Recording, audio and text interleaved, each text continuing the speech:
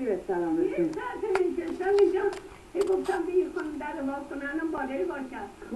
خب مگه شما در دهات اومدید؟ این دوتا راننده ما. شما خودتون عقبتون برسه بونگامی باشه خونه خانم پازد شاگردش می آورد. نمیدونم ببخشید دیگه اومدیم دیگه. خوب هستین؟ من الان چیز میکنم رادیوتراپی بود گرفتن اینجا خارجه بودم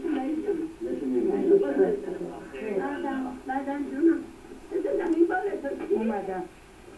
خب میگفتی همه چرا خود رو چاپ کردیم مثلا چه میدونم من دیگه لاغر کن کنم بابا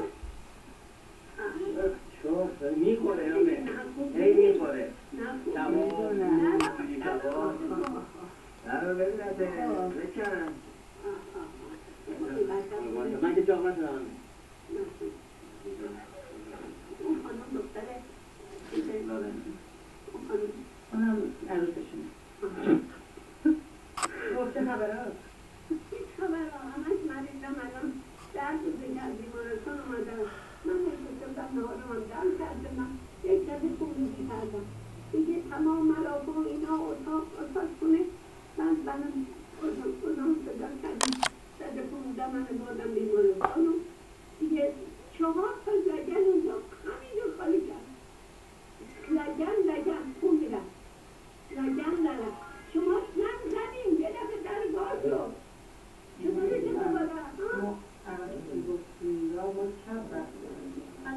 مگه نگفتم دست چپ این دختره اون نگاه نکن کار داری دست راست اون بره دست چپ این بره به بونگا هم که میگفتی خونه هم میآوردن میخواد صد دور کن که داشته بیچایی